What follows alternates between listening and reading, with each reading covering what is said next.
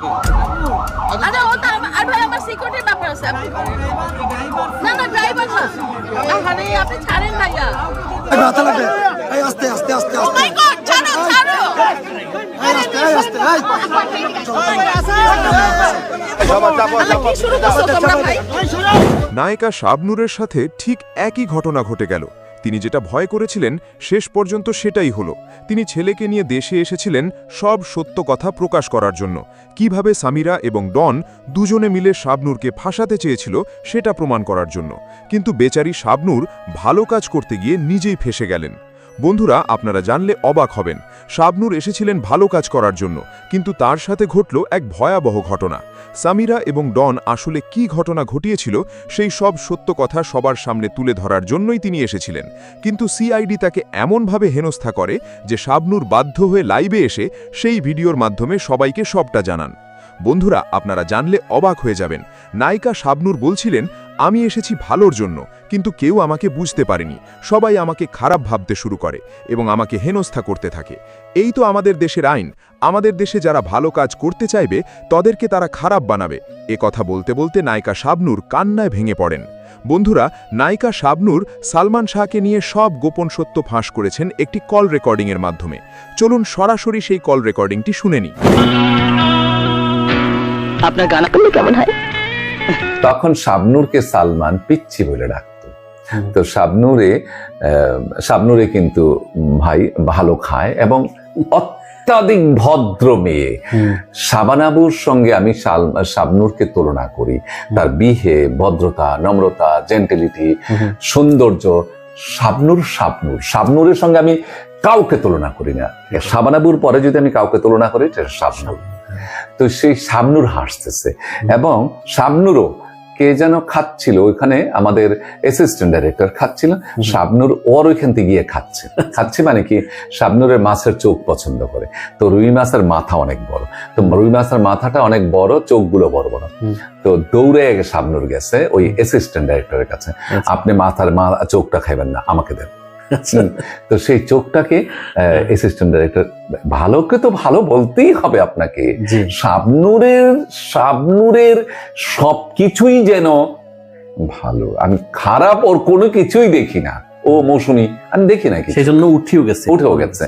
তো ডাকতেছে, সালমান ডাকতেছে। আমি সালমান দেখ দেখ দেখ দেখ, ওই যে শাবনূর দেখ চোখ খাইতে গেছে। শাবনূর দূর থেকে, আয় পিচ্ছি, একটা চোখ খা, আর একটা চোখ খাইস, আইয়া পর। বাই শর্ট বানাইছে, তাড়াতাড়ি শর্টটা দিয়ে আমরাও খাম, তোর জন্য মাথা রাখছে। শাবনূর দৌড়ে চলে আসছে, শর্ট দিছে। এই যে আন্তরিকতা, রোমান্টিকতা, এরা রোমান্টিক। আপনি এহতেশাম দাদা যখন শুটিং করতেন, রোমান্টিক ছবি তো শুটিং করতেন, চাঁদনি রাতে আমি, চাঁদের আলো আমি, তারপরে চাঁদের হাসি আমি, তারপরে চাঁদের আলো আমি, শাবনূরেরটা আমি, শাবনাজেরটা আমি, এদের যখন রোমান্টিক গান করতো, যেমন শাবনূর সাব্বির চাঁদের আলো, না চাঁদনি রাতে প্রথম ছবি ছিল মনে হয়।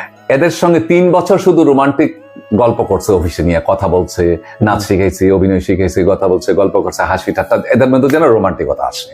তো রোমান্টিক মানুষ যদি রোমান্টিকতা না করে তাহলে রোমান্টিক হবে কিভাবে? সেটাই তো সেম জিনিস, সালমান শাবনূরের মধ্যে রোমান্টিকতা ছিল ভরপুর পর্দার জন্য, এবং পাবলিকও ওইভাবেই নিয়েছে, মেইন জুটি হিসাবে নিয়েছে। দেখেন জসিম ভাই, শাবানাবু মানে হিট সুপার। কালিয়া তো আপনারা কত হাজার বার দেখেছেন আমি জানি না। দেখেন শাবানাবুর সঙ্গে যখন জসিম ভাই শুটিং করতেন, জসিম ভাই ছিলেন আর্টিস্ট। জসিম ভাই এবং মান্না যেখানে থাকতো সেখানে শুধু ফিল্মই ছিল, আর কিছু ছিল না। শাবানাবু শর্ট দেওয়ার আগে জসিম ভাই শর্ট দেওয়ার আগে শাবানাবুকে সালাম করে নিত, বুবু দোয়া করেন, বুবু যদি বেয়াদবি হয়ে যায় মাফ করে। কি রেসপেক্ট ছিল, কি রেসপেক্ট! জসিম ভাই শাবানাবুকে বুবু ছাড়া কথা বলতো না। আচ্ছা, আলমগীর ভাই এবং শাবানাবুকে পর্দায় মনে করে, পাবলিক মনে করে স্বামী স্ত্রী। নো, আলমগীর ভাই যখন শর্ট দিত শাবানাবুকে বলতো, ম্যাডাম দোয়া করেন, শর্ট দিতে যাচ্ছি।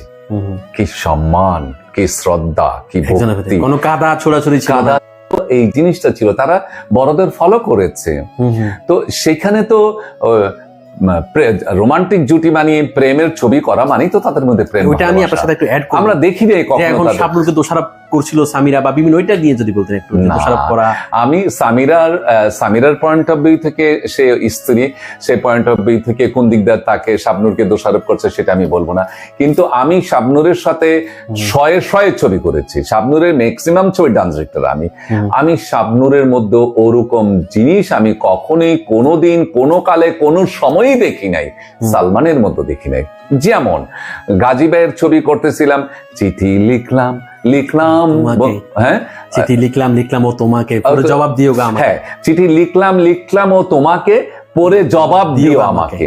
আমরা ইয়ের মধ্যে গান করতেছি, তো স্টপ শটের মধ্যে মৌসুমী আসছে। এই যে মৌসুমী এবং সালমানের মধ্যে যে রোমান্টিকতা, সেই রোমান্টিকের জন্যই ওই গানটি আজকে সুপার ডুপার হিট, অনেক ভিউ। এই ছবির গানগুলোর কোরিওগ্রাফার ভাইজানেরা আমাকে যখন আপনারা বাজে কথা বলেন, ব্যাড কমেন্ট করেন, আগে স্টাডি করেন। 40 বছর ফিল্মের ইতিহাস আমার।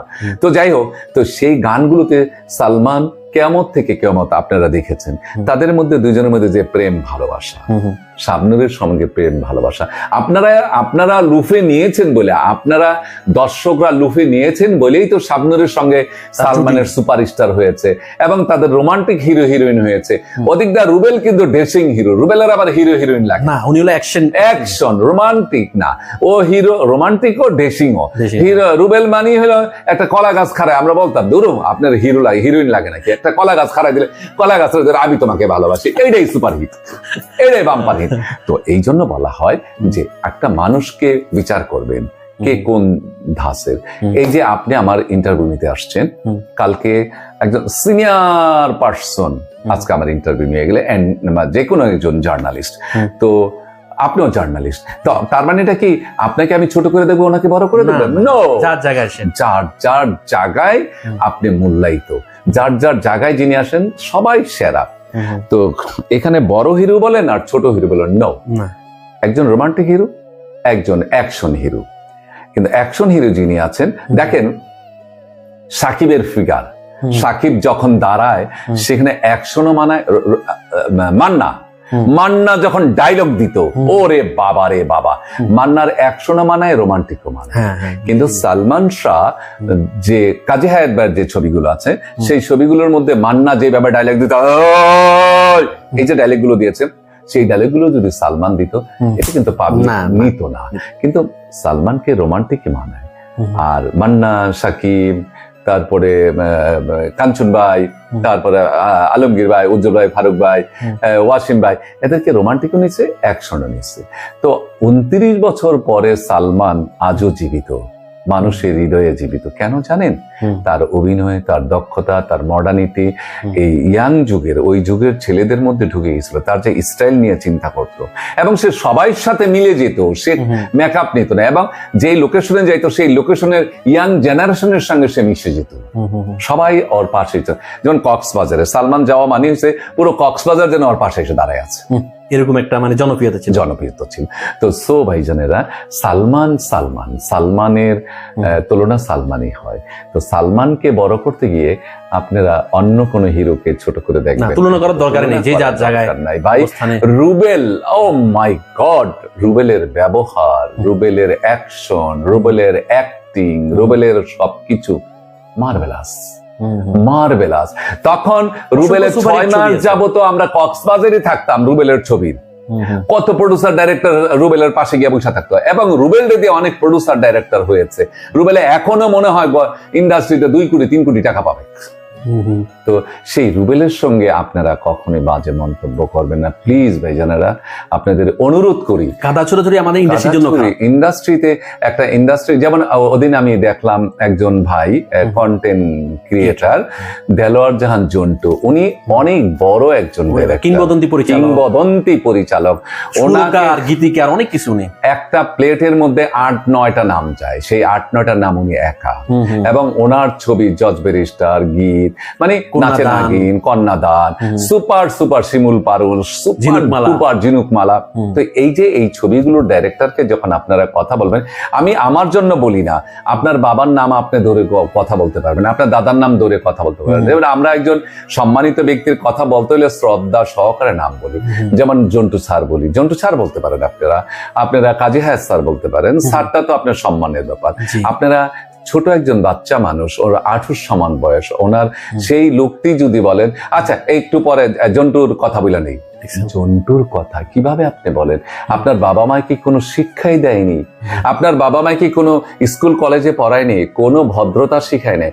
একটা সম্মানিত ব্যক্তিকে আপনি সম্মান দিয়ে কথা বলেন। আপনি কন্টেন্ট ক্রিয়েটার, আপনি বিয়ে বাণিজ্য দিয়া জন্টু সাহেবকে নিয়ে আপনি, আমার জন্টু হলেন আমরা উকিল বাবা, আমার সম্মানিত উকিল বাবা, তো ওনার সম্বন্ধে কথা বলে জন্টু স্যারের কথা বলতে, আপনার স্যারটা বলতে কি আপনার মুখে বাদে?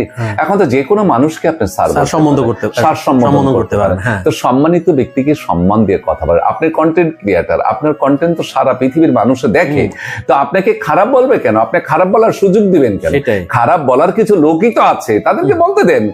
আমার আইডিতে ঢুকবে, দেখেন বইকিয়া টুকি আমার মা বন্ধুরা গালি বিরাজ কইরা মানে দুনিয়া শেষ করে এটা আছে কতগুলা হেটার্স, এটা এমনি হেটার্স, এটা কোনো কারণ তো ছাড়া। সালমান শাহর তুলনা সালমান শাহ, আমরা দোয়া করি যেন সালমান শাহর বিচারটা সূক্ষ্মভাবে হয়, আইনের মাধ্যমে, আইনের শ্রদ্ধা রেখে কথা বলছে, আইনের মাধ্যমে সূক্ষ্ম তদন্ত করে যেন সূক্ষ্ম বিচারটি হয়, এবং সেই বিচারকে যেন সাব্যস্ত যে ব্যক্তিটি, দোষী সাব্যস্ত যে ব্যক্তিটি, তাকে যেন ফাঁসির কাস্তে ঝুলে সেই বিচারটা করে, সারা পৃথিবীর মানুষে দেখবে, এবং এরকম ঘটনা যেন আর পৃথিবীতে কোনো না ঘটে। সেটাই হওয়া উচিত। আর একটা কথা আমি বলবো, 29 বছর একটা মা, উনি একা, সাথে ছিল ফ্যানরা, যুদ্ধ সংগ্রাম করেছে, এটাকে কিভাবে দেখবেন? এটা না 29 বছর অনেক বড় কঠিন। দেখেন, আমার মা নেই, আমি বুঝছি। সালমান শাহর জন্য সারা পৃথিবী কাঁদে, সারা বাংলাদেশের মানুষে কাঁদে, তাদের অন্তর জুড়ে সালমান শাহ আছে। আর যে মা 29টি বছর যাবত এই দুঃখ, যন্ত্রণা, বেদনা নিয়ে ঘুরে বেড়াচ্ছে, কত কষ্ট, কত যন্ত্রণা, কত বেদনা।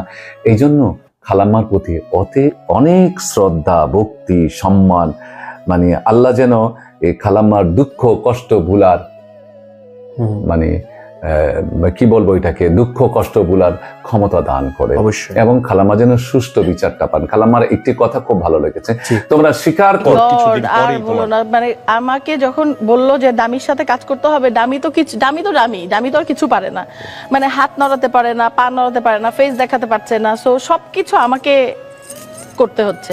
তো ওই ক্ষেত্রে মানে আমার শিডিউল লেগেছিল অনেক বেশি। তুমি মেন্টালি তো এই জিনিসটা মেনে Mentally নেওয়া কষ্ট ছিল, অনেক ঝামেলা হয়েছিল। তুমি কি কখনো কান্না করেছিলে এই জন্য?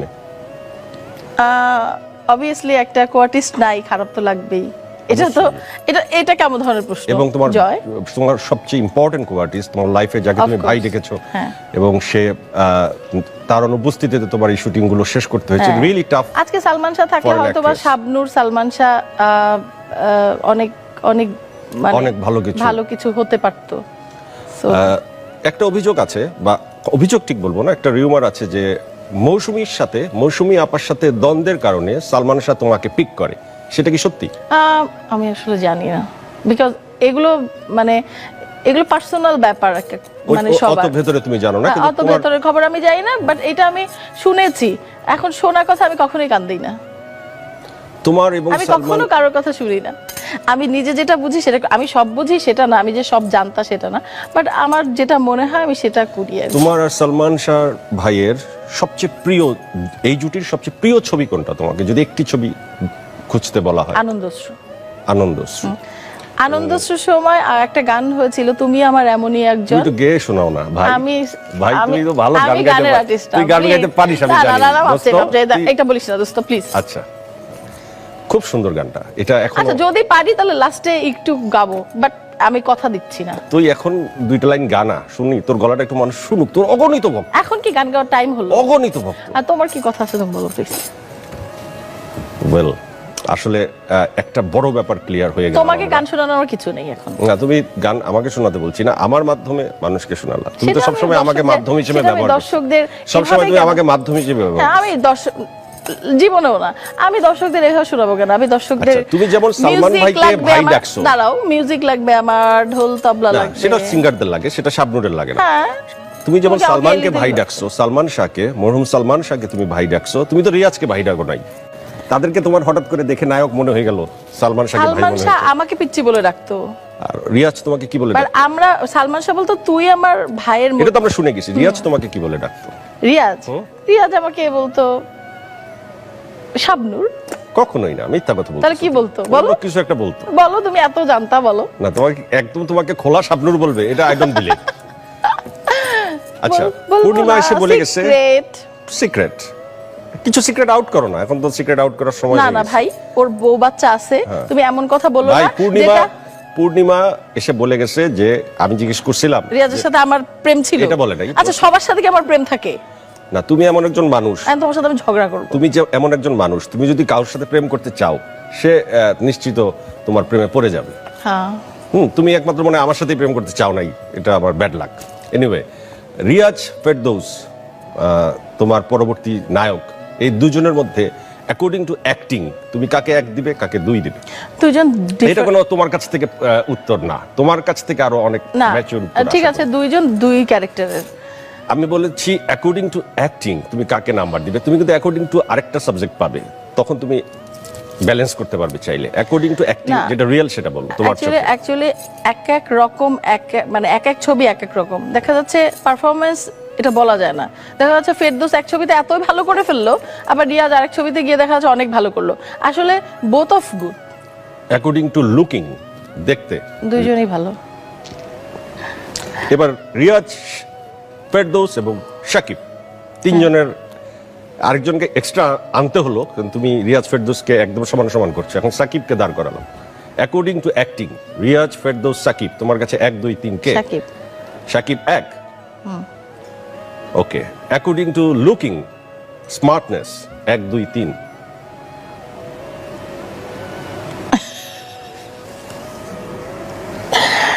তিনজন তিন রকমের। আচ্ছা, 4টা নাম বলি।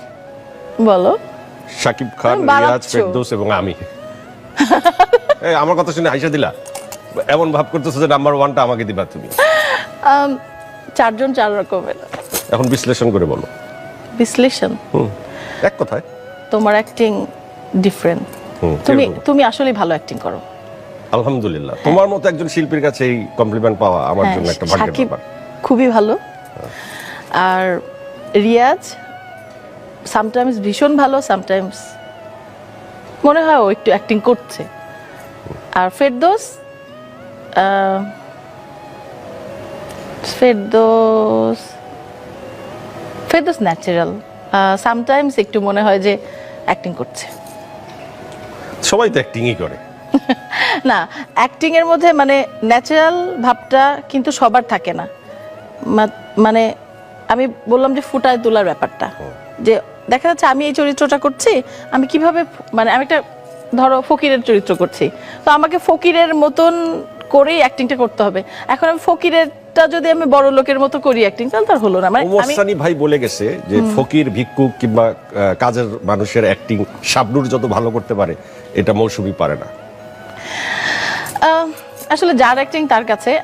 মৌসুমী আপু খুব ভালো, বাট আমি যখন অ্যাক্টিং করি আমি জানি না, যখন ক্যামেরার সামনে দাঁড়াই তখন আমার অটোমেটিকলি আমার ভিতর থেকে মানে অ্যাক্টিংটা আসলে শেখানোর কিছু নাই, এটা অটোমেটিক। তুমি তো জানো, তোমাকে তো আর বলতে হবে না। সো অটোমেটিকলি আসলে অ্যাক্টিংটা চলে আসে, অ্যাক্টিংটা কাউকে শেখানোর কিছু নেই। মানে দেখা যাচ্ছে আমি হাঁটছি, হঠাৎ করে ওই সময় আমার মনে হলো আচ্ছা রাস্তা দিয়ে যেতে গিয়ে ফকিরগুলো কেমন ধরনের অ্যাক্টিং করে, তখন ওইটা না হঠাৎ করে সাডেনলি মানে চলে আসে। ওইটা কেমন করে আসে আমি নিজে, আমার মধ্যে মনে হয় শুটিং মানে আমি যখন পারফরমেন্স করতে যাই তখন সবাই বলে কি তুমি, আমি সেটের মধ্যে নর্মাল থাকি সব সময়, হাসি, এই হ্যাঁ হ্যাঁ করে হাসি, ওইখানে কথা বলি, ওইখানে কথা বলি, ওখানে দৌড়ায় যাই, এটা খাচ্ছি, দেখা যাচ্ছে মানে একটা শটের আগে মুখের মধ্যে এতগুলা খাবার হাফ হাফ করে খাচ্ছি, মজা করতেছি, সবার সাথে দৌড়াচ্ছি। তো সব ডিরেক্টর অনেক সব পাজেলড হয়ে যায়, মানে শাবনূর একটা কান্নার সিন, এখন দেখা যাচ্ছে একটা সিরিয়াস একটা কান্নার সিন, বাট ওইটার মধ্যে আমি হাসতেছি, মজা করতেছি, খেলতেছি। তারপরে তোমার একটা সিরিয়াস সিন, তুমি এগুলো কি করতেছো? তারপর যখন আমার ক্যামেরা অ্যাকশন বলে তখন মনে হয় কি আমার মধ্যে কেউ যেন একটা ভর করে। সো আমি জানি না কেন কিভাবে অ্যাক্টিংটা করতে এটা পারি। আসলে তুমি বাই বর্ন অ্যাক্ট্রেস, কারণ এরকম আমি আসলে মনে করি যে তোমার ক্ষেত্রে এটা সত্যি। তোমাকে আমি কাছ থেকে দেখেছি এবং তুমি যখন অ্যাকশন বলা হয় ইউ আর সামথিং ডিফারেন্ট। হ্যাঁ, তুমি তো দেখছো যে আমি আসলে শুটিং এর আগে সিরিয়াস থাকি না একদমই ডিফারেন্ট। এটাই তোমার ম্যাজিক এবং আমার মনে হয় এটা একদম আল্লাহ প্রদত্ত, যে কারণে তুমি বাংলাদেশের সবচেয়ে বেস্ট অ্যাক্ট্রেস তোমাকে বলা হয়। তুমি কাকে ফলো করো নেক্সট মানে তোমার আগের জেনারেশনের, ববিতা ম্যাডাম, শাবানা ম্যাডাম না কবরী ম্যাডাম, কার মতো হতে চাও তুমি নেক্সট 10 ইয়ার্স বা 12 ইয়ার্স পর? কার পার্সোনালিটিটা ক্যারি করতে চাও? শাবানা ম্যাডামের মতো, ববিতা ম্যাডামের মতো না কবরী ম্যাডামের মতো? অফকোর্স শাবানা। এবং বাংলাদেশের মানুষ, ফিল্মের দর্শকরা শাবানা ম্যাডামের পরেই তোমার নাম নেয়। So I am so happy যে তোমার সাথে আমি বসে কথা বলছি। শাকিব খান এখন বাংলাদেশের নাম্বার 1 সেলিব্রিটি। একটা সময় ছিল যে তোমার সাথে সাথে তাকে অ্যাক্টিং করতে হয়েছে সেকেন্ড হিরো হিসেবে, যেখানে রিয়াজ ভাই বা ফেরদৌস ভাই তারা মেইন ক্যারেক্টারে থাকতো, সাকিব সেকেন্ড ক্যারেক্টারে থাকতো, এবং তুমি তাকে অনেক বেশি প্রায়োরিটি দিয়েছো পরের দিকে।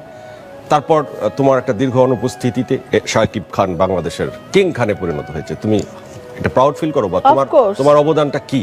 অবশ্যই প্রাউড ফিল করি, কারণ যে যার জায়গায় সবসময় কোনো নতুন কেউ আসলে সবসময় সে শাবনূর হতে চায়, কিংবা ববিতা হতে চায়, কিংবা শাবানা ম্যাডাম হতে চায়। তো সবারই একটা আশা থাকে। তো সাকিবের চেষ্টায় সাকিব খান আজকে সাকিব খান হয়েছে, এবং অন্যেরা শাকিব খান হতে চেষ্টা করে, মানে সবাই শাকিব খান হতে চেষ্টা করে, যখন যে বিকজ হি ইজ কিং খান। যখন যে কিং খান থাকে, যখন Okay, যে so আমি এখন কিং খানকে ফলো করতে চাই, যদিও আমি কোনো খান না। ভণ্ড হলাম প্রেমের কারণে। ওয়াও, বসো তুমি, তোমাকে একটু সারপ্রাইজ দিলাম যে আমার খুব ভালো লাগলো। অ্যাঙ্কর একটু অ্যাক্টিং এর তামাশা করলো, ছোটখাটো কিন্তু একটা entertainment। শাকিব খানের মতো তার হওয়া যায় না, কারণ শাকিব খান একজনই। সম্প্রতি শাকিব খান, অপু বিশ্বাস, বুবলি, এই নিয়ে মিডিয়া পাড়া উত্তাল। তোমার সাজেশন কি অপুর জন্য? সবই তো অপুরই, সবই অপুর মানে সবকিছু তো অপুর। অপুর বেবি মানে অপুর সবকিছুই, সো আর কি বলবো। happy এবং হতা? অপু একটা মানে যে পজিশন করে নিয়েছে, সো অপুর তো মানে অনেক প্রাউড হওয়া উচিত। এবং অপুর এই পজিশনটার পেছনে কিন্তু তোমার অবদান আছে, এটা সাক্ষী আমি। না, আমি তোমাকে বলি, অপু তো কাল সকালে দিয়ে শুরু করেছিল ছবি, যেটাতে তুমি ছিলে, আমজাদ হোসেন স্যারের ছবি। এরপর কোটি টাকার কাবিন ছবির জন্য দীপজল ভাই তোমাকে অবিরত ফোন দিচ্ছিল। তখন আমরা একটা ছবি শুটিং করছিলাম, তুমি আর আমি। তুমি তখন ছবিটা না করার অনেক তালবাহানা করছিলে, এবং সেই সময় তুমি প্রায় ছবি রিফিউজ করতা, এবং তোমার এই রিফিউজ করা ছবি কিন্তু অপু বিশ্বাস করে, এবং পরবর্তীতে সাকিব অপুর জুটি হয়, তোমার ছেড়ে দেওয়া পথ। না, আসলে এটা সত্যি কথা না। মানে যখন আমি অনেক ব্যস্ত ছিলাম, মানে কয়জনকে শিডিউল দিব, মানে সবাইকে তো আর খুশি করা যায় না। তো সেই ক্ষেত্রে হয়তো বা মানে ছবিটা করা হয়নি, কিন্তু অপু যে এসেছে, শাকিব খানের জুটি হয়েছে, এটা সারা জীবনই আমাদের ইন্ডাস্ট্রিতে এক একজন এসেছে, এক একজনের মানে পরিবার তো এক একজন আসে, এটাই নিয়ম। এবং এর জন্য আমাদের ইন্ডাস্ট্রিতে তো আর্টিস্ট লাগবে, সবই তো শাবনূর করবে, কিংবা সবই যে পূর্ণিমা করবে, কিংবা সবই যে মৌসুমী আপু করবে তা কিন্তু না। মানে সবাই মিলিতভাবে, এবং আর্টিস্ট যুগে যুগে আসবে, সারা জীবন আসছে, সব সময় আর্টিস্ট ছিল, থাকবে, আসবে, এটাই নিয়ম। সো এটার জন্য তো তোমার কোনো ক্রেডিট তুমি দিতে চাও না তোমাকে এই ব্যাপারে?